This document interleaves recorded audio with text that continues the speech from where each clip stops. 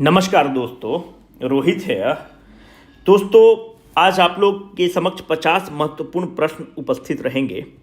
ये जो 50 के क्वेश्चंस है जो साइंस से रिलेटेड है, ये आपके टेलीग्राम ग्रुप में अवेलेबल करा दिए जाएंगे।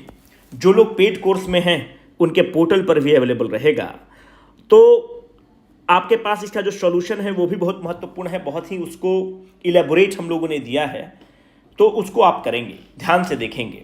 देखो, हमेशा इस चीज को याद रखना कि क्वालिटी ऑफ द क्वेश्चन बहुत इंपॉर्टेंट होता है। It is not about the number of the questions which you practice in the state PCS. जो चेंज्ड पैटर्न है, आप उसमें देखोगे कि अभी क्वालिटी ऑफ द क्वेश्चंस पर फोकस हो गया है बीपीएससी का। किस स्तर का आप क्वेश्चन को प्रैक्टिस करते हैं, क्या इसका मतलब होता है कि किस स्तर का क्वेश्चन को प्रैक्टिस करते हैं। देखो, क्वेश्चन का नेचर जो हो चुका है, पहले लूसेंट बेस्ड था, थोड़ा सा वन लाइनर टाइप का था, पर अगर अभी आप देखोगे तो जो पिछला एग्जाम हुआ उसमें कंप्लीटली कंसेप्चुअल क्वेश्चंस पूछे गए हैं। जब कंसेप्चुअल क्वेश्चंस पूछे गए हैं तो हम लोग का दो तीन चीज है। अगर आप साइंस का एग्जाम देखोगे तो एक एग्जाम होता है एनडीए का, एक एग्जाम होता है सीडीएस का। यहां पर एप्लीकेशन बेस्ड क्वेश्चन खूब पूछे जाते हैं। तो ये जो 50 क्वेश्चन आपको दिए जा रहे हैं, इसमें 7 से 8% जो क्वेश्चन है वो एनडीए और सीडीए का जो एप्लीकेशन बेस्ड क्वेश्चन है, और बीपीएससी के साथ जो एक कॉमन सबसेट क्रिएट हो रहा है उस क्वेश्चन को मॉडिफाई किया गया है। अगर आप देखोगे तो साइंस में हम लोग 50 क्वेश्चन यहां पर देंगे टेस्ट 1 में, और 50 क्वेश्चन आपको टेस्ट 2 में देंगे।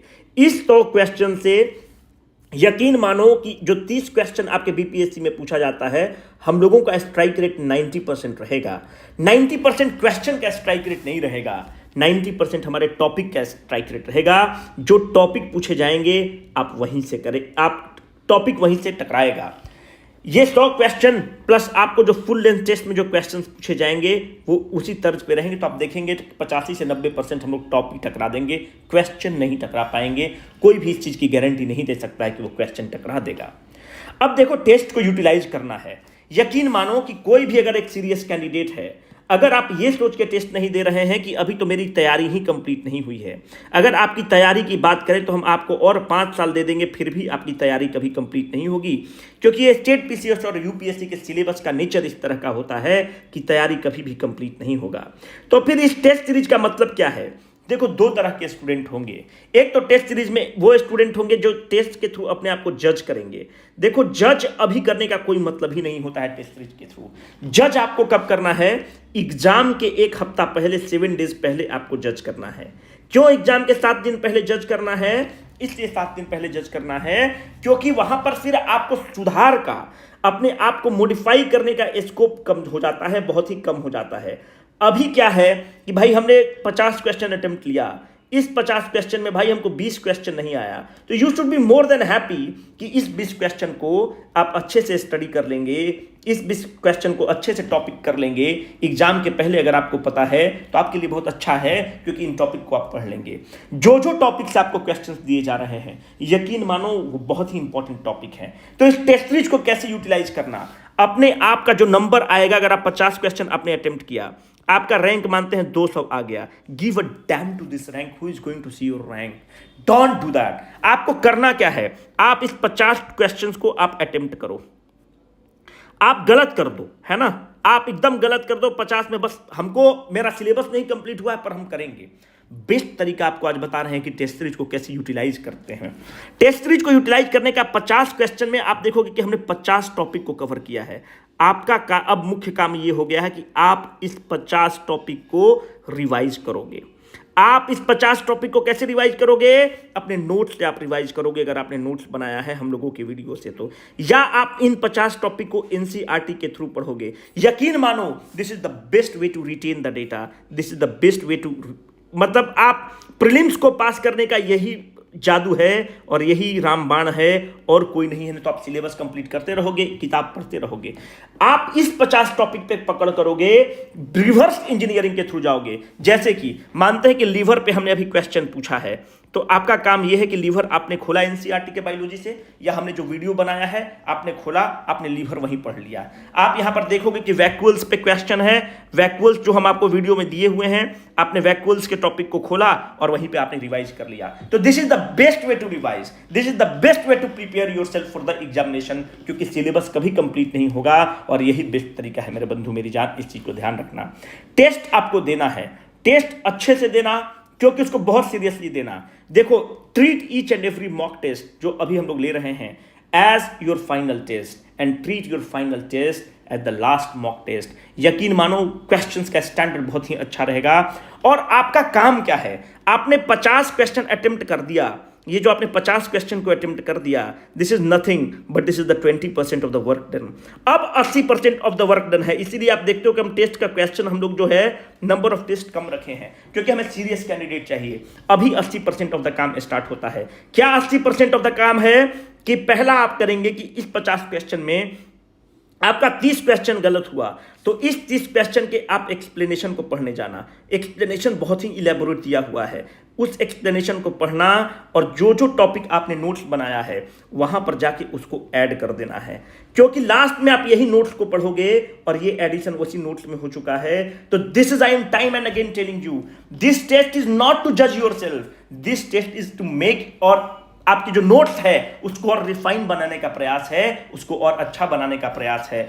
तो यहां पर अगर आपको 300 रैंक आता है तो give a damn to this rank, who the hell is going to see that rank, try to refine the process. इस प्रोसेस को समझ जाओ, इस टेस्ट को यूटिलाइज करने का तरीका सीख जाओ, यकीन मानोगे, मानो झंडा गाड़ दोगे। अब कैसे कैसे रिपीट कर रहे हैं।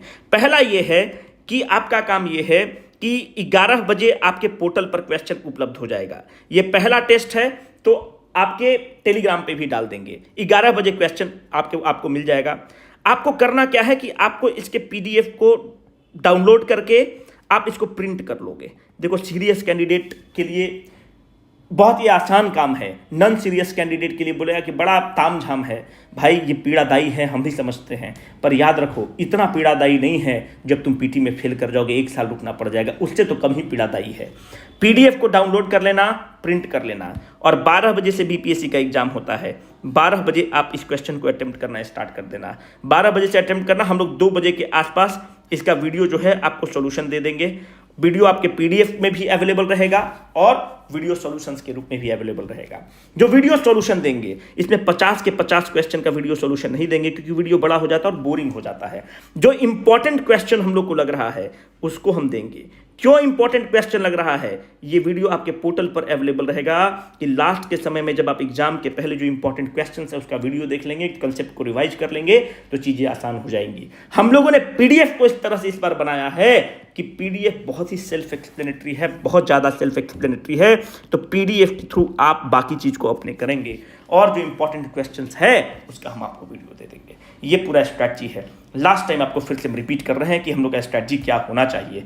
स्ट्रैटेजी ये है कि पहला हमारा काम ये है कि तैयारी मानते हैं कि 20% ही हुआ है, लेट इट बी द 20% तैयारी। आप टेस्ट को अटेम्प्ट करेंगे, टेस्ट को अटेम्प्ट करेंगे, आप रैंक का कोई भी फिक्र नहीं करेंगे, आपको रैंक का कुछ भी फिक्र नहीं करना है। आप टेस्ट को अटेम्प्ट करेंगे, मालूम चला कि 30 क्वेश्चन आपका गलत हो गया, give a damn to this, you should be very happy कि हमको 30 नया क्वेश्चन सीखने को मिल गया। ये जो 30 नया क्वेश्चन है, आपने कहीं नोट्स बनाया होगा, या अगर आपने नोट्स नहीं बनाया है तो A4 शीट में इन टॉपिक को आप जाकर घर पर किसी एनसीईआरटी से पढ़ो या कोई नोट्स बनाए हो उसको पढ़ो और उस नोट्स में इसको तुम ऐड कर लो। यकीन मानो this will pay you like मतलब कुछ भयंकर, you will thank me for this, trust me, will thank me for this. In topic को अच्छे से करना, ये बेस्ट आपका तरीका हो गया। अब क्या आपको करना है, मानते हैं कि आपने 11 बजे डाउनलोड कर लिया, 12 बजे से आप पेपर को अटेम्प्ट किए। आप A4 शीट लेना और A4 शीट में क्वेश्चन नंबर 1 का A मारना, क्वेश्चन नंबर 2 का B मारना, क्वेश्चन नंबर 3 का C मारना, क्वेश्चन नंबर 4 का D मार के अपना 50 तक क्वेश्चन आपने कर लेना है। आप हमारे पोर्टल पर जाएंगे, वहाँ पर टेस्ट अपलोड करने का ऑप्शन देगा। यहाँ पर क्वेश्चन नंबर 1 लिखा रहेगा, A B C D E option रहेगा। आप यहाँ पर टिक करोगे। क्वेश्चन यहाँ पर दिखेगा नहीं, हम लोग ध्यान से ऐसा रखें ताकि सीरियस कैंडिडेट यहाँ आकर उसको भर पाए। क्वेश्चन नंबर 2 देखोगे ABCD ऑप्शन रहेगा। क्वेश्चन नंबर 3 देखोगे ABCD ऑप्शन रहेगा, जो आपने नोट्स पर वहाँ पे A4 शीट पर लिखा है आप उसको जाकर फिल कर देंगे। जैसे आप टेस्ट को सबमिट करेंगे, तो आपको बता देगा कि 30 क्वेश्चन सही हुआ और 20 क्वेश्चन गलत हुआ, आपका इतना टोटल मार्क्स हुआ और आपका ये रैंक हो गया। Give a damn to this rank, it is all about the process. यही आपको करना है। ये इसलिए रखा गया है, पिछली बार हम लोग क्वेश्चन भी देते थे ताकि एक सीरियस कैंडिडेट जो इस प्रोसेस को फॉलो कर रहा है, जो घर पे बैठ के अगर अपने आप को आप व्यवस्थित नहीं कर पाते हैं, मन को स्थिर नहीं कर पाते हैं, तो यकीन मानिए ये तो इतना पीड़ादायी नहीं है जितना प्रीलिम्स में आप फेल करेंगे। बाकी आपकी मर्जी रहेगी, हम तो एक बड़े भाई के रूप में, आपको बहन के रूप में सलाह ही दे सकते हैं, बाकी आपकी मर्जी रहेगी। Let us start with the first question my dear students. Question क्या है? Which one of the following statement regarding bile. ये क्वेश्चन पूछने का मुख्य मेरा मकसद क्या रहा? अगर आप देखोगे ना तो इस क्वेश्चन को हमने क्यों पूछा, यहां पर बाइल के बारे में पूछ रहा है कि secreted by the liver is not correct. कौन गलत स्टेटमेंट है?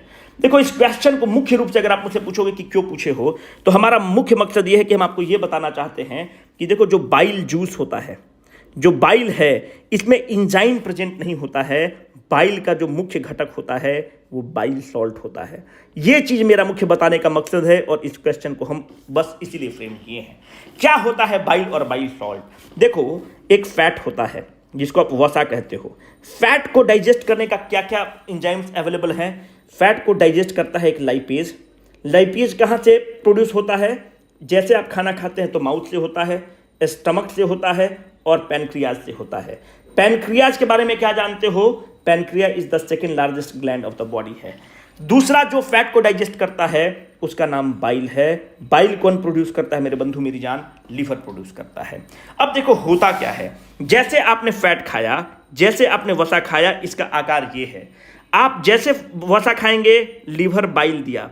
बाइल में क्या मुख्य घटक है? बाइल सॉल्ट है। इसका मतलब कि बाइल में बाइल एंजाइम्स नहीं होता है, बाइल सॉल्ट होता है। बाइल सॉल्ट क्या करता है कि इसको छोटे छोटे कणों में तोड़ देता है, छोटे छोटे चीज में तोड़ देता है, और इस प्रोसेस को आप क्या कहते हो? This process is called as the emulsification. तो इमल्सिफिकेशन में आपने उसको छोटे छोटे चीज में तोड़ दिया।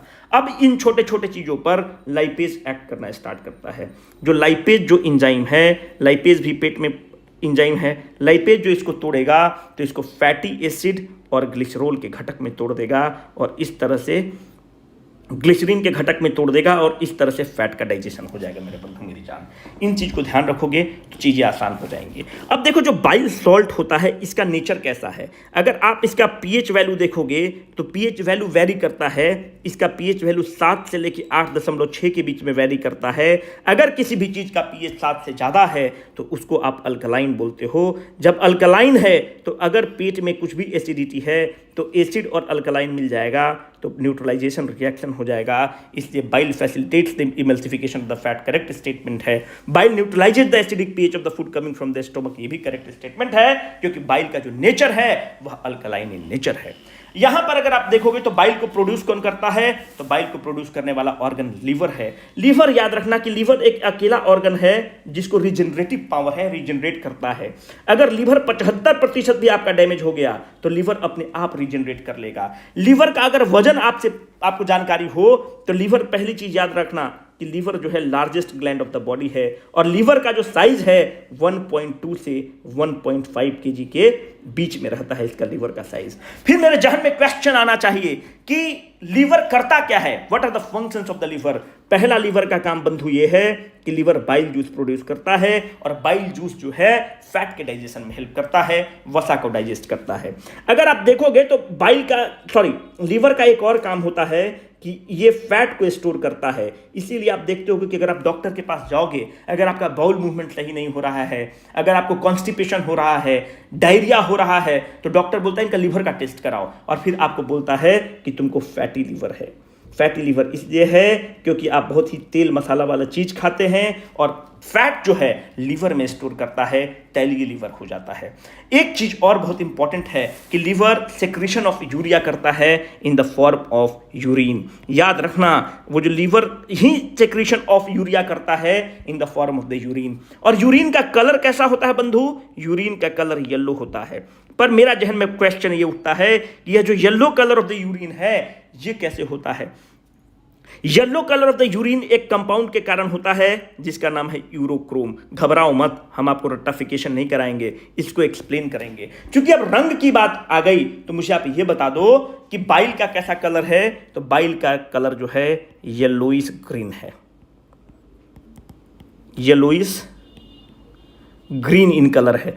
तो bile yellowish green in colour क्यों है, अभी हम लोग इसको डिस्कस कर लेंगे कि भाई येलोइश ग्रीन इन कलर क्यों है। अब ध्यान से देखो कैसे कैसे क्या हो रहा है, एकदम ध्यान से देखना, बहुत ही इंपॉर्टेंट है। एक होता है red blood cell. Red blood cell को आप क्या कहते हो, red blood cell is called as the erythrocytes, ठीक है, इसको आप एरिथ्रोसाइट्स बोलते हो। रेड ब्लड सेल का मुख्य घटक क्या होता है, रेड ब्लड सेल का मुख्य घटक होता है हेमोग्लोबिन।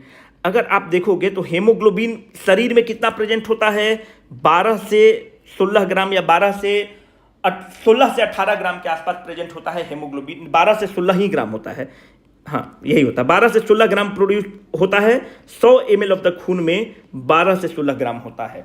पर आप देखोगे कि जो हेमोग्लोबिन का जो होता है वो रेस्पिरेशन में ऑक्सीजन कैरी करता है, और हेमोग्लोबिन के कारण ही जो खून है वो लाल कलर का होता है। और महिलाओं में आप देखोगे कि महिलाएं जो हैं आयरन का खूब टैबलेट खाती हैं। अब आप मुझे बताओ कि आयरन का टैबलेट क्यों खाती हैं, ब्लड का कहीं ना कहीं उनका लॉस होता होगा, थोड़ा सा दिमाग लगाना। अब आरबीसी के केस में देखोगे तो जो रेड ब्लड सेल होता है इसका कितना दिन जीवन है, 120 दिन जीवन है। 120 दिन के जीवन के बाद आरबीसी क्या कर जाएगा, मर जाएगा।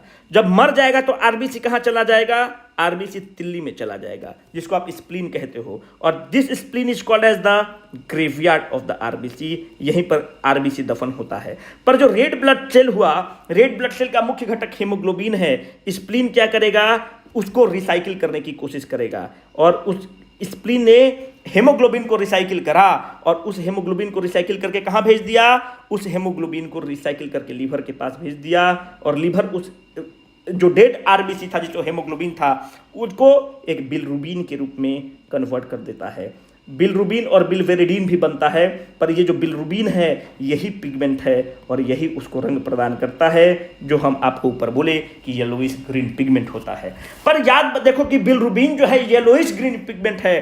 इसी बिलरुबिन का मैक्सिमम पार्ट क्या होता है, वो चला गया बाइल बनाने में, बाइल सॉल्ट बनाने में, उसको रंग प्रदान करने में। पर बिलरुबिन का थोड़ा सा जो पार्ट होता है वह स्मॉल इंटेस्टाइन में चला जाता है, और जब स्मॉल इंटेस्टाइन में जाता है तो इसका कलर कैसा है, येलो होता है। वहाँ पे बिलरुबिन अपना एक फॉर्म बदलता है, और जो फॉर्म होता है उसको तुम कहते हो urochrome. Urochrome is nothing but the modification of the bilirubin, और यूरोक्रोम के थ्रू क्या निकलता है, यूरोक्रोम इसको एकदम कंप्लीट येलोइश ग्रीन कलर से येलो बना देता है, और यही आपके यूरिन का कलर है। यही पूरा आपका कहानी था। इति श्री सप्तमो अध्याय समाप्तः। उम्मीद करते हैं कि आपको समझ में आया होगा। स्मूथ मसल्स के बारे में देखो क्वेश्चन बनता है, इसलिए बनता है स्मूथ मसल्स के बारे में क्वेश्चन क्योंकि बीपीएससी इसको अपने ऑप्शन में दिया है, इसलिए इस क्वेश्चन को बनाया गया है। स्मूथ मसल्स कहां पाया जाएगा यार, इसका करेक्ट आंसर स्टमक है। स्मूथ मसल्स अगर आप देखोगे ना तो वेजिनल ट्रैक्ट में पाया जाएगा, मतलब रिप्रोडक्टिव ऑर्गन्स जो होता है वहां का जो इनर मसल होता है, क्या लिखती है, ट्रैक्ट, ठीक है, उसका जो इनर मसल्स होते हैं वहां पर पाए जाते हैं स्मूथ मसल्स। जो एलिमेंट्री कैनाल है, यहाँ जो एलिमेंट्री कैनाल का जो इनर वाला मसल्स होता है वो भी स्मूथ मसल्स होता है। स्टमक का जो इनर लाइनिंग होता है वो भी स्मूथ मसल होता है। और याद रखना कि most of this smooth muscles are involuntary, perform करते हैं फंक्शंस, हम लोग से अफेक्ट नहीं करते हैं। तो बस हमारा ये बताने का मकसद था। मसल ऑफ लेग वगैरह यार स्मूथ मसल नहीं है, muscle of arm hard muscles हैं, क्योंकि इनको आप क्या होता है इनवॉलंटरी एक्शन थोड़ी काम करते हैं। पर जो पेट का, जो आंत का जो इनर मसल है वह आपके कंट्रोल का नहीं है। तो स्मूथ मसल एक इंपॉर्टेंट टॉपिक है, आपसे एग्जाम में पूछ सकता है। अ स्प्रिंटर फील्स द क्रैम्प, अगर तुम जिम में करते हो तो एक दिन जिम में गए कि एकदम 6 पैक्स बना लेंगे, है ना, आपकी स्वीटू आपको बोल दी कि तुम्हारा पेट निकल रहा है, तो आप बोले कि हम जिम में एकदम बॉडी बना के तुमको देखो, तुमको इस तरह से लुभाएंगे, ऋतिक रोशन बन जाएंगे, टाइगर श्रॉफ बन जाएंगे, दिशा पटानी बन जाएंगे, उस तरह से एब्स को एकदम फ्लॉन्ट करेंगे। आप गए और डंबल पे एकदम सेट पर सेट मार रहे हैं, स्किपिंग 500 मार दिए। अगला दिन आप देख रहे हैं कि पूरा बॉडी में बोल रहे हैं कि बहुत भाई बॉडी में दर्द दे रहा है, पूरा बॉडी में क्रैम्प आ रहा है। जो आपके बॉडी में क्रैम्प आ रहा है, क्यों आ रहा है, वहाँ पर लैक्टिक एसिड एक्यूमुलेट हो गया है, और ये जो पूरा बॉडी पेन जिसको आप मसल सोरनेस बोलते हो, है ना, दिस मसल, तो देखो सोरनेस का एक ही इलाज है कि जिसके लिए तुम इतना मेहनत से गए थे ना जिम बनाने, उनसे बोलो कि मसल को थोड़ा सा मसाज दे दीजिए। जब मंचकिन आपकी मसाज देंगी तो लैक्टिक एसिड का मूवमेंट होगा, लैक्टिक एसिड डिसलोकेट होगा। जब लैक्टिक एसिड डिसलोकेट होगा तो एक तो इसके डिसलोकेशन से आराम मिल जाएगा, और एक तो वो मसाज आपको देंगी तो ऐसे ही आराम मिल जाएगा आपकी मंचकिन, क्योंकि उन्हीं के लिए आप स्किपिंग करने गए थे, है ना। तो लैक्टिक एसिड के कारण क्रैम्प्स होता है, सोरनेस होता है। That's a very important question, can be asked in the examination my dear friends. देखो, which one of the following statement is correct regarding the chlorosis. यार देखो, क्लोरोसिस मतलब ही होता है लिसिस। जैसे लिसिस मतलब क्या होता है, एब्सेंस। लिसिस का मतलब क्या होता है, ब्रेकडाउन। तो chlorosis is the abundance of the chlorophyll in the plant. नहीं भाई, लिसिस मतलब क्या ही होता है, ब्रेकडाउन, एब्सेंस हो सकता है। तो कैसे हो सकता है, वो हो ही नहीं सकता है ना। It is nothing but the loss of the chlorophyll is called as the chlorosis. ठीक है, it is the loss of the chlorophyll. Chlorophyll क्या है, क्लोरोफिल पिगमेंट है जिसके कारण फोटोसिंथेसिस होता है। ठीक है, chlorosis leads to the black colour in the lips, बिल्कुल भी नहीं। क्लोरोसिस के कारण जो होता है, आपको हम बहुत डिटेल में इस चीज को पढ़ाए हुए हैं, yellow colour in the lips हो जाता है। किसके कारण होता है, बेसिकली पोटेशियम के कमी के कारण होता है, मैग्नीशियम के कमी के कारण होता है, आयरन के कमी के कारण होता है, जिंक के कमी के कारण होता है। यूट्यूब पर वीडियो डाला हुआ है, फ्री में जाकर उसको देख लेना। तो अगर आप दुकानदार के पास जाओगे और आप गार्डन बनाए हो, आप देख रहे हो कि आपका जो पत्ती है वो येलो हो रहा है, तो आप बताइएगा कि पत्ती येलो हो रहा है, तो आपको दे देगा मल्टीविटामिन वाला जो मिनरल्स वाला होता है, दे देगा, इसको डाल दीजिए, ठीक हो जाएगा, आपका प्लांट ठीक हो जाएगा। पर कभी कभी आप देखोगे ना कि काला काला धब्बा भी प्लांट के लीफ में होता है। ये जो काला काला धब्बा होता है, इसको नेक्रोसिस बोलते हो। ठीक है, नेक्रोसिस किसके कारण होता है, अगर जो आप सॉइल है या जो प्लांट को आप न्यूट्रिशन दे रहे हैं उसमें कैल्शियम की कमी है और कॉपर की कमी है, तो जो रोग होता है प्लांट में उसको आप नेक्रोसिस बोलते हो। तो ये गलत स्टेटमेंट है, ये तीनों ही स्टेटमेंट गलत हैं। तो फोर्थ को आप इसका आंसर निकाल लोगे, है ना। विच of the following correct. Neutrophils and the lymphocyte originate from, correct answer is the bone marrow. मेरे बंधु, ये बहुत ही इंपॉर्टेंट क्वेश्चन है और ये बीपीएससी का one of the favourite area है। देखो, ये आपका खून है, जो ब्लड है। अच्छा ये बताओ, ब्लड को पंप कौन करता है, ब्लड को हार्ट पंप करता है। हार्ट आवाज कैसा करता है, धक धक। खत्म आदमी लब डब करता है, लब डब, और यहीं से वर्ड निकलता है लभेरिया, है ना। हमको तो यारो लवेरिया हुआ। जा रहे हो लाइब्रेरी में पढ़ने और यहाँ पे धक धक धक धक धक धकिया रहा है हार्ट। हार्ट नहीं धक धकियाता है, लब डब करता है, और यहीं से वर्ड निकला है लभेरिया। क्या हो गया, तो लभेरिया का बीमारिया हो गया है, तो है ना। तो लवेरिया निकलता है लब, क्योंकि हार्ट जो है आवाज जो निकलता है उसका नाम है लब डब। और हम लोग को बोलने नहीं आया है लब डब, तो हम लोग बोलते हैं धक धक धक धक, हार्ट धक धकिया रहा है। देखो, हार्ट में कितना, हार्ट एक अपने जीवन काल में कितना खून को पंप करता है, तो हार्ट जो है 200 मिलियन लीटर्स खून को पंप कर देता है अपने एवरेज लाइफ में। सोचो कितना खून को पंप करता है, हार्ट पर कितना लोड पड़ता है। 200 million litres of the blood जो है अपने एवरेज लाइफ में हार्ट पंप करता है। अगर आप ब्लड को देखोगे तो ब्लड का मुख्य घटक क्या है, तो ब्लड का मुख्य घटक जो है वो है प्लाज्मा। सबसे ज्यादा प्लाज्मा है। 2 नंबर पे क्या है, रेड ब्लड सेल है। 3 नंबर पे क्या है, व्हाइट ब्लड सेल, और प्लेटलेट को जोड़ दो, ये 3 नंबर पे है। तो प्लाज्मा का कंसंट्रेशन मतलब कितना उनका क्वांटिटी है, मोटा मोटी 55% प्लाज्मा है। आरबीसी कितना है, अप्रोक्सीमेटली 45% आरबीसी है। और व्हाइट ब्लड सेल और प्लेटलेट कितना है, ये लेस देन 1% है। अब अभियंता लोग बोलेगा कि 55 + 45 is 100, then how it is 1%। चाभा, हम बोल रहे हैं कि अप्रोक्सीमेटली 55%, ठीक है। तो 1% के आसपास व्हाइट ब्लड सेल और प्लेटलेट्स हैं। जो व्हाइट ब्लड सेल होता है इसको तुम क्या कहते हो, ल्यूकोसाइट्स बोलते हो। ठीक है, यहां तक आपको बात समझ में आ गई होगी। देखो, व्हाइट ब्लड सेल बहुत ही फेवरेट एरिया है बीपीएससी का, तो हम लोग एक कदम अब आगे बढ़ने की कोशिश करते हैं। व्हाइट ब्लड सेल का किस तरह का प्रकार होता है, वह 2 तरह का होता है, ग्रेनुलेटेड और एग्रेनुलेटेड। दानेदार, डॉटेड, बिना डॉटेड। ठीक है, तो व्हाइट ब्लड सेल में 2 है, ठीक है, डॉटेड और बिना डॉटेड, जिसको आप ग्रेनुलेटेड, एग्रेनुलेटेड भी बोलते हो। एक ग्रेनुलेटेड का उदाहरण कुछ दे पाओगे हमको क्या? एक ग्रेनुलेटेड का उदाहरण अगर एग्जाम में पूछ दे तो उसका एक उदाहरण है लिम्फोसाइट, दूसरा उसका उदाहरण क्या है, मोनोसाइट। ये सब क्या है, type of the white blood cell हैं। ग्रेनुलेटेड का आप मुझे उदाहरण दो, इसका एक है न्यूट्रोफिल्स। देखो इंपॉर्टेंट है, हम लोग एक कदम आगे बढ़ रहे हैं। न्यूट्रोफिल्स, दूसरा है बेसोफिल्स। पर यहां पे क्वेश्चन बनने का चांस एक तो यहां से बनता है कि टाइप पूछ ले, पर व्हाइट ब्लड सेल के अगर कंपोजिशन में तुमसे पूछे कि व्हाइट ब्लड सेल में सबसे ज्यादा कौन है, तो सबसे ज्यादा न्यूट्रोफिल्स हैं। यहां से क्वेश्चन बनने का बहुत ज्यादा हमको लगता है कि क्वेश्चन बनेगा। और सबसे कम कौन है, तो सबसे कम बेसोफिल्स हैं। ठीक है, बेसोफिल्स हैं। अब इससे ज्यादा एक क्वेश्चन नहीं बनेगा। बोन मैरो से इनकी उत्पत्ति होती है। If the red blood cell of the human blood are isolated, ध्यान से क्वेश्चन को देखो, इसलिए क्यों फ्रेम किए हैं, are isolated and diluted in the normal saline, bracket में आपको दे दिए हैं isotonic solution to the blood, what will happen. अब बच्चा कंफ्यूज, इसका करेक्ट आंसर हो जाएगा no change in the diameter of the RBC. Isotonic का मतलब क्या होता है कि जो यहां का प्रेशर है, जो कंसंट्रेशन है, वही यहां का कंसंट्रेशन है। अगर आप कोई चीज का मूवमेंट करना चाहते हो इस तरफ से उस तरफ, तो there has to be something called as the concentration gradient. Concentration का अंतर रहेगा तभी ये मूवमेंट हो पाता है, और ये जो कंसंट्रेशन का ग्रेडियंट के कारण जो मूवमेंट होता है, इसको आप ऑस्मोसिस कहते हो। हम जब कह रहे हैं कि आइसोटोनिक सॉल्यूशन है, मतलब यहां पे अगर जो 10 ग्राम सॉल्यूट है तो यहां भी 10 ग्राम सॉल्यूट है, तो भाई जब कंसंट्रेशन का अंतर नहीं है तो मूवमेंट नहीं हो सकता है। जब मूवमेंट नहीं हो सकता है तो ऑस्मोसिस नहीं हो सकता है। तो इसका मतलब कि जो आरबीसी का आकार है, अगर मानते हैं कि आरबीसी का आकार ये है, अगर इसमें से मानते हैं कि कुछ लिक्विड हमारा बाहर निकलता तभी तो इसका आकार छोटा होता या बड़ा होता, तो ये तो हो ही नहीं रहा है, इसलिए size of RBC will remain the same my dear friends.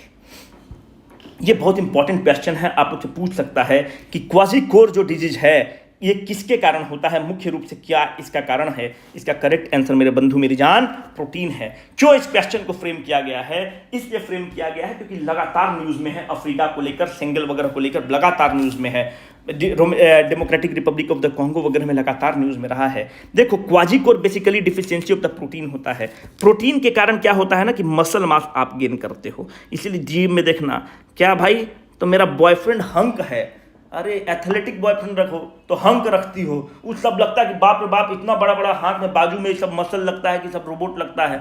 2 महीना जिम छोड़ेगा तोंद निकल जाएगा। अरे एथलेटिक बॉडी रखो, टाइगर श्रॉफ की तरह पतला लीन बॉडी रखो। तो जमाना लीन का है, लोग अभी भी सलमान खान में खोया हुआ है कि हेवी बॉडी मास रखे हुए हैं। कौन बताए कितना गाइडेंस दे, पढ़ाएं कि यही सब गाइडेंस दें। देखो, kwashiorkor is because of the deficiency of the protein. Protein क्या है, बॉडी बिल्डिंग में हेल्प करता है, मसल बिल्डिंग में हेल्प करता है। तो क्वाजीकोर वाले बॉडी में देखोगे ना कि इनका मसल मास बहुत कम रहता है। और यहीं पर एक और रोग होता है जो कि खूब न्यूज में भी रहा है, जिसका नाम है मैरास्मस। जो मैरास्मस होता है वह overall deficiency of the nutrient के कारण होता है। अगर कोई व्यक्ति को खाना, कार्बोहाइड्रेट भी नहीं मिल रहा है, कार्बोहाइड्रेट का मतलब क्या होता है, राइस, जो जीरो फिगर वगैरह बनाते हैं या लड़की लोग बनाती है, उसमें देखो सब रोटी चपाती छोड़ देती, खाली सलाद पर रहती है, ऐसी बनता है, बहुत मेहनत लगता है। कार्बोहाइड्रेट भी उसको नहीं मिल रहा होगा, उसको प्रोटीन का भी कमी हो रहा होगा, उसको वसा का भी कमी हो रहा होगा। ओवरऑल न्यूट्रिशन के कमी के कारण मैरास्मस होता है। It is nothing but it is because of this, चीज़ को आप माल न्यूट्रिशन बोलते हो, माल न्यूट्रिशन है और कुछ भी नहीं है। क्वाजीकोर क्या है, बेसिकली उसको कार्बोहाइड्रेट मिल रहा होता है, उसको फैट भी मिल रहा होता है, उसको प्रोटीन नहीं मिल रहा होता है। अब प्रश्न आपके जहन में आएगा कि प्रोटीन क्यों नहीं मिल रहा होता है। भाई प्रोटीन बहुत ही महंगा होता है। अगर आप प्रोटीन को देखोगे तो पाउडर के फॉर्म में मिलता है, 5-5 हज़ार 7-7 हज़ार रुपये का वे प्रोटीन मिलता है ना। मसल ब्लेज का वे प्रोटीन चल रहा है, ऑन का वे प्रोटीन चल रहा है, ऑप्टिमम न्यूट्रिशन का, है ना, तो बहुत ही महंगा मिलता है। तो प्रोटीन आपको का मेन सोर्स क्या है, अगर आप देखोगे तो chicken breast is one of the lean source of the protein.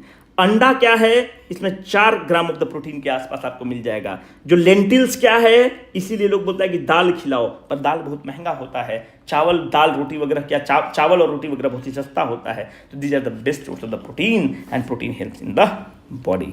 The electron volt is the unit of what, electron volt is the unit of the energy my dear friends. एक electron volt का मतलब क्या होता है, मालूम देखो कि एक वोल्ट यहां पर तुम अप्लाई किए हुए हो। अगर आप एक इलेक्ट्रॉन को इस 1 वोल्ट से एक्सेलरेट कर दिए तो जो वो एनर्जी गेन करता है उसी को आप इलेक्ट्रॉन वोल्ट बोलते हैं। 1 इलेक्ट्रॉन वोल्ट अगर आपसे एग्जाम में फैक्ट के रूप में क्वेश्चन पूछ ले तो 1 electron volt is equal to 1.602 into 10⁻⁻19 joule. चूंकि इलेक्ट्रॉन का जिक्र आया तो ये बताओ कि इलेक्ट्रॉन का खोज कौन करता है, तो इलेक्ट्रॉन का खोज 1897 में होता है।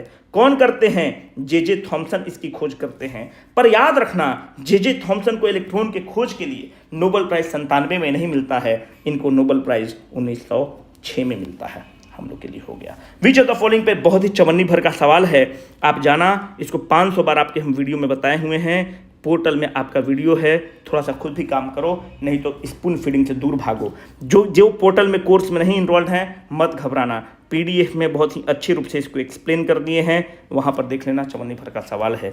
विच of the following has the highest inertia, दो मतलब कौड़ी भर का सवाल है यार। देखो इनर्शिया मतलब क्या होता है, न्यूटन का जो पहला नियम है that is nothing but the law of inertia. Inertia का मतलब क्या है कि आप जिस अवस्था में हैं उसी अवस्था में आप रहना चाहते हैं। जैसे यहां पर तुम हो, ठीक है, अब यहां पर तुम्हारी मीठू है, स्वीटू है, मंचकिन है, जो भी है। अब क्या है कि ये जो लड़की है या मीठू नहीं है, अभी तुम डेट कर रहे हो, डेट वाले मुद्रा में हो। अब ये लड़की तुमको बहुत ज़्यादा पसंद है, तो डेट के लिए मिले थे कि हम लोग 20 मिनट मिलेंगे, पर यहाँ पर अगर इस लड़की में इनर्शिया ज़्यादा है तो 20 मिनट की जगह तुम यहाँ पे 200 मिनट भी रुक जाओगे।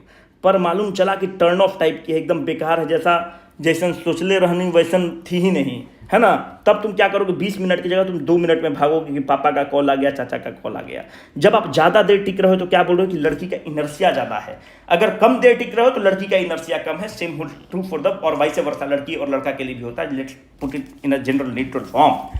उसी तरह से इनर्शिया होता है। इनर्शिया मास पर डिपेंड करता है। अगर बॉडी का मास ज़्यादा है तो उसका इनर्शिया ज़्यादा है। क्यों? अगर मानते हैं कि एक 10 किलो का बॉडी है और एक 100 किलो का बॉडी है, आप इनर्शिया मतलब आप उसके पोजीशन से उसको आप मूव करना चाहते हो, तो यहां पर 10 किलो के बॉडी पर 10 न्यूटन फोर्स लगाओगे, मूव कर जाएगा। अगर 10 न्यूटन का फोर्स इस पर लगाओगे, नहीं मूव करेगा, क्योंकि इसका बॉडी का मास ज़्यादा है। तो इसका मतलब कि इनर्शिया ज़्यादा है। इसका मतलब कि इसका जो स्टैटिक पोजीशन है उससे इसको चेंज करने का आपको ताकत ज़्यादा लगाना पड़ेगा। तो आप बताओ, एटम बहुत छोटा है, मास बहुत कम है, 1 रुपया का कॉइन का मास बहुत कम है एज तुलना टू द क्रिकेट बॉल, तो क्रिकेट बॉल का इनर्शिया ज़्यादा है। और न्यूटन का जो पहला नियम है, it is nothing but it is the law of the inertia. A body at rest will try to remain in the rest, a body in motion will try to remain in the motion until or unless the external force is applied to it। खूब detail में आप लोग को पढ़ाया गया है। A man is at the rest on the perfectly smooth ice in the middle of a pond using the principle of which law will get him to the shore। Correct answer is Newton's third law। क्या कहता है? Every action has equal and opposite reaction। अगर ये आदमी हैं, ये जो नाविक हैं, इस पानी को ये पीछे ढकलेंगे, जब पानी को पीछे ढकले तो ये एक्शन हुआ, ये पानी इन पर एक फोर्स आगे लगाएगा जो रिएक्शन है, इसके चलते नाव क्या है, आगे बढ़ जाएगा। यही प्रिंसिपल तो यहाँ पे लग रहा है। A man is at the rest on a perfect in the middle of the pond using, तो पीछे पैर को ढकलेगा, जब पीछे ढकलेगा तो नाव आगे जाएगा, स्केटिंग आगे होगा। तो न्यूटन थर्ड लॉ से आप इसको बहुत अच्छे से एक्सप्लेन कर सकते हो। ये होमवर्क है, जो नए लोग हैं आप पीडीएफ में देख लो, बहुत ही डिटेल में बताया गया है। जो रेजोनेंस वगैरह के लोग हैं, पोर्टल में इसका वीडियो है, थोड़ा सा देखो, चवन्नी भर का सवाल है, बहुत डिटेल में बताया गया है। An athlete or a cyclist move in a circular track with a constant speed exhibits. चवन्नी भर का सवाल है, इसको नींद में अगर नहीं सही कर रहे हो ना तो एकदम सल्फास खा लो, है ना, एकदम खा के इस लीला को खत्म करो। लीनियर मोशन हो सकता है। लीनियर मोशन किसको बोलते हो खत्म आदमी? लीनियर मोशन, सीधा मोशन को लीनियर मोशन बोलते हैं। यहां पर बात सर्कुलर मोशन का हो रहा है, तो ऐसी वो ऑप्शन कट गया, है ना। 2 कौड़ी का सवाल है। नॉन यूनिफॉर्म सर्कुलर मोशन, भाई जब हम बोल रहे हैं कि सर्कुलर मोशन में घूम रहा है, जब सर्कुलर मोशन में घूम रहा है तो यहाँ पर नॉन यूनिफॉर्म कैसे होगा? सर्कुलर मोशन में यूनिफॉर्म सर्कुलर मोशन हो जाएगा। नॉन यूनिफॉर्म रहेगा तो फट गिर नहीं जाएगा। 2 कौड़ी का सवाल है। कुछ अगर पढ़े हो तब तो ठीक है, ये क्वेश्चन बहुत अच्छा है, इसलिए इसको हम एक्सप्लेन करेंगे तुमको अच्छे से, कि हमको भी कुछ थोड़ा सा बताने में मजा आए, क्योंकि ये सब सारा चीज़ तुम्हारे पोर्टल में बता चुके हैं। और जो वीडियो नहीं ज्वाइन किए हो भाई मत घबराओ, पीडीएफ पढ़ लेना, बहुत ही अच्छे से एक्सप्लेन किए हैं। देखो, which of the following statement is a true regarding the expansion of the water? As the ice melt it expands uniformly up to 4 degree centigrade, गलत है। Mercury thermometer works using the principle of the expansion due to the heating, बिल्कुल सही है। Length of the metallic wire increases when the temperature is increase, बिल्कुल। Delta L जो होता है वो क्या होता है? Alpha into L into delta T. याद रखना, चेंज अगर आप हीट करोगे तो डेल्टा टी अगर आप बढ़ाओगे तो चेंज इन द लेंथ होता है। ये बहुत ही कॉमन फार्मूला है, 7वीं 8वीं में पढ़े होगे, नहीं भी पढ़े होगे तो पता होना चाहिए। मरकरी थर्मामीटर कैसे काम करता है? अगर बॉडी का टेम्परेचर ज़्यादा है तो मरकरी को हीट मिला, मरकरी बहुत ही सेंसिटिव है टेम्परेचर के लिए, तो यहाँ पे पहले इतना हीट मिला, बॉडी से उसको ज़्यादा हीट मिला तो यहाँ पे चला गया, तो यहाँ पे 90 डिग्री आपका था तो यहाँ पे बढ़ के 100 डिग्री हो गया, तो आप बोलते हैं कि हमको बुखार हो गया। तो नहीं, तो आपका बॉडी से हीट ले रहा है, उसके थ्रू एक्सपेंड कर रहा है और मीटर पे आपको रीडिंग दिखा रहा है। पर ये हमारे लिए इंपॉर्टेंट नहीं है, पहला क्वेश्चन इंपॉर्टेंट है। देखो, ये है तुम्हारा एक पानी, ये पानी कितने डिग्री सेंटीग्रेड पर है? तुम्हारा ये पानी 50 डिग्री सेंटीग्रेड पर है। अब तुमने क्या किया कि इस पानी से तुम हीट निकालना स्टार्ट किए। जैसे तुम इस पानी से हीट निकालोगे तो क्या होगा, ये चीज क्या आइडियली इसको क्या करना चाहिए, ये श्रिंक कर जाएगा, सिकुड़ जाएगा ना। आप किसी से हीट निकालोगे तो सिकुड़ जाएगा, श्रिंक कर जाएगा। अगर आप देखो कि एक मॉलिक्यूल ये है और एक मॉलिक्यूल ये है, यहाँ पर बहुत ही क्लोजली स्पेस्ड एटम्स प्लेस्ड हैं और यहाँ पर 2 3 4 ऐसे प्लेस्ड हैं, तो घनत्व किसका ज़्यादा होगा? अगर कोई चीज़ बहुत ही ठोस है तो उसका घनत्व ज़्यादा होता है, उसकी डेंसिटी ज़्यादा होगी। अगर कोई चीज़ बहुत ही स्पार्सली पॉपुलेटेड है और दूर दूर लोकेटेड है तो उसका घनत्व बहुत कम होगा, स्पार्सली पॉपुलेटेड है तो उसका डेंसिटी कम होगा। आपने हीट निकाला तो पानी का जो एटम्स है वो सिकुड़ गया, एक नॉर्मल टेंडेंसी है, श्रिंक कर गया। पर ये जो श्रिंकिंग है 50 डिग्री से आप हीट निकालते गए तो जब हम एक्सपेरिमेंट करते हैं तो देखते हैं कि 4 डिग्री सेंटीग्रेड तक पानी जो है एक नॉर्मल बिहेवियर शो कर रहा है। नॉर्मल बिहेवियर क्या होता है कि किसी भी सब्सटेंस को अगर आप उसमें से हीट निकालोगे तो वो सिकुड़ेगा। जब 4 डिग्री सेंटीग्रेड से हम लोग और आगे बढ़ते हैं और आगे बढ़ते बढ़ते यहाँ से जब हम हीट को इसको निकालते हैं तो नॉर्मल बिहेवियर के हिसाब से क्या होना चाहिए था, इसको श्रिंक करना चाहिए था। पर पानी श्रिंक नहीं करता है, पानी एक्सपैंड करना स्टार्ट करता है। और ये जो पानी एक्सपैंड करता है इसी को आप कहते हो कि anomalous expansion of the water. पानी को कैदे से श्रिंक करना चाहिए था पर पानी एक्सपैंड करना स्टार्ट करता है और यही anomalous expansion of the water है। आप मुझसे पूछेंगे कि इसका कारण बताओ, इसका सटीक कारण किसी को नहीं पता है। लोग हाइड्रोजन बॉन्ड की बात करेगा पर वो उतना सेटिस्फैक्टरी नहीं है, आपसे एग्जाम में भी नहीं पूछेगा क्योंकि ये anomalous expansion of the water है। कोई भी डिफरेंट थ्योरीज है पर सब्सटेंशिएटेड थ्योरी कुछ भी नहीं है मेरे बंधु। अब यहां पर तुम ध्यान से देखो, आप 4 डिग्री सेंटीग्रेड पर हो। 4 डिग्री सेंटीग्रेड पर क्या हो रहा है? 4 डिग्री सेंटीग्रेड पर ध्यान से देखो, यहां पर देखो कि 4 डिग्री सेंटीग्रेड पर देखो कि यहां पर क्या है, यहां पर एक्सपैंड कर रहा है। 4 डिग्री सेंटीग्रेड से आप आगे बढ़े, एक्सपेंशन हुआ। 4 डिग्री सेंटीग्रेड के पीछे बढ़े तो यहां पर आप देखोगे कि सबसे ज्यादा घनत्व है, सबसे ज्यादा डेंसिटी है। कैसे? आगे बढ़े, एक्सपैंड कर गए। यहां पर भाई हीट था, आप धीरे धीरे इसको कम कर रहे थे तो हीट कम होते होते यहां पर पहुंचा। यहां पर सबसे ज्यादा घनत्व है, उसका सबसे ज्यादा डेंसिटी है। क्यों? क्योंकि यहां के इधर भी आप देखोगे तो अगर यहां पर एक्सपैंड ही तो वो कर रहा है, कुछ नहीं कर रहा है। यहां पर श्रिंक कर रहा है तो श्रिंक का उल्टा एक्सपैंड कर रहा होगा। मतलब यहां पर मानते हैं कि 10 ग्राम श्रिंक किया होगा तो यहां पर 8 ग्राम श्रिंक किया होगा। जब तुम उल्टा जाओगे तो देखो ना, यहां पे बढ़ गया ना, तो एक्सपैंड कर रहा है। तो 4 डिग्री सेंटीग्रेड पर इसको नोट्स बना लो अगर नहीं समझ में आ रहा है तो पानी का डेंसिटी हाईएस्ट होता है। जब पानी का डेंसिटी हाईएस्ट है तो यहां पर जो पानी का डेंसिटी हाईएस्ट है और ये कितना है, 1000 kg पर मीटर क्यूब। ध्यान से देखो क्यों इंपॉर्टेंट है। हम बोल रहे हैं कि 4 डिग्री सेंटीग्रेड से तुम आगे ले जाओगे तो एक्सपैंड किया, तो हम 0 डिग्री सेंटीग्रेड पर पानी को ले गए, हीट निकालते 0 डिग्री सेंटीग्रेड पर ले गए। जैसे 0 डिग्री सेंटीग्रेड पर ले गए तो पानी क्या बन गया, आइस बन गया। हम क्या कर रहे हैं कि घनत्व इसका यहां पर सबसे ज्यादा है 4 डिग्री सेंटीग्रेड पर। इसका मतलब कि आइस का घनत्व क्या है, यहां पर जो डेंसिटी 4 डिग्री सेंटीग्रेड है 1000 kg से कम होगा। मानते हैं कि 980 kg पर मीटर क्यूब हो गया। इसका मतलब कि जब आइस बन गया, जब पानी को आप हीट निकालते आपने उसको आइस के रूप में मेरे बंधु जान मेरी कन्वर्ट आपने कर दिया तो उसका डेंसिटी कम हो गया। क्यों डेंसिटी कम हो गया?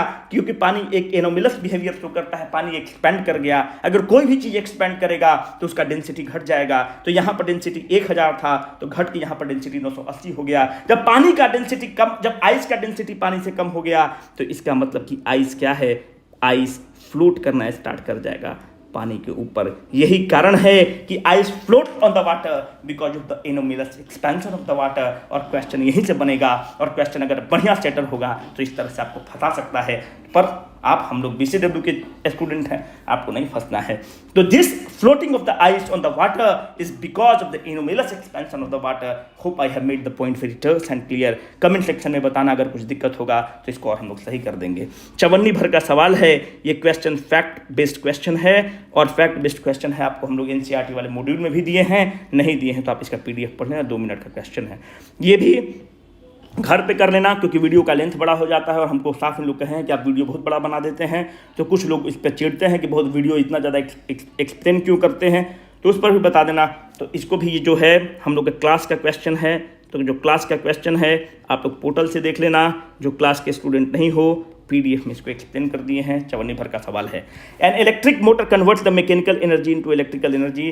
खत्म आदमी। अगर ये तुम्हारा मोटर है तो मोटर में तुम क्या करते हो, आप मोटर में इलेक्ट्रिसिटी देते हो तो आप इलेक्ट्रिकल एनर्जी प्रदान करते हो। मोटर में क्या होता है, ब्लेड्स लगे होते हैं, मोटर का ब्लेड रोटेट करता है और पानी को आपके टंकी में पहुंचाता है, और जब पानी में टंकी पे पहुंचाता है तो पोटेंशियल एनर्जी हो रहा है। तो यहाँ पर इलेक्ट्रिकल एनर्जी किस चीज़ को कन्वर्ट कर रहा है, मोटर के ब्लेड को रोटेट कर रहा है। तो मोटर के ब्लेड को रोटेट करता है तो इसको आप मैकेनिकल एनर्जी में कन्वर्ट करते हो। जो मैकेनिकल अभियंता हैं हम लोग तो पूरा पंप को पूरा पढ़ते हैं, सेंट्रीफ्यूगेशन ऑफ द पंप क्या होता है, पंप का प्राइमिंग कैसे होता है, पंप का सर्जिंग कैसे होता है, हम लोग का तो पूरा इस पर थ्योरी ही होता है रेफ्रिजरेशन एंड एयर कंडीशनिंग पर। Magnetic field at the centre, ये भी बिल्कुल करेक्ट स्टेटमेंट है। यहाँ पर फोटो देखो, कॉमन सेंस का क्वेश्चन है। A wire with a green insulation, बिल्कुल गलत स्टेटमेंट है। आप लोग को 500 बार हम पढ़ाए हुए हैं कि जो लाल कलर का तार होता है वही लाइफ वायर होता है। जो अर्थ होता है वह किस कलर का होता है, अर्थ वायर, अर्थिंग वाला वायर हरा कलर का होता है। और जो न्यूट्रल वायर होता है वह किस कलर का होता है, काला कलर का होता है, ब्लैक कलर का होता है। ठीक है, न्यूट्रल वायर नेगेटिव है, लाइव वायर पॉजिटिव है, इलेक्ट्रिसिटी फ्लो कर रहा है। इसको पता नहीं, हम 1 लाख बार आप लोग को बताए होंगे और इससे ज़्यादा हम एक्सप्लेन नहीं कर सकते जितना वीडियो में आपको एक्सप्लेन किए हुए हैं। पोर्टल पर जाकर देखना, बहुत डिटेल में एक्सप्लेन किए हैं, यूट्यूब पर भी अवेलेबल है। व्हाट इज द करंट, चवन्नी भर का सवाल है। अगर ये सब सवाल गलत कर रहे हो तो एकदम BCW का नाम खराब कर रहे हो।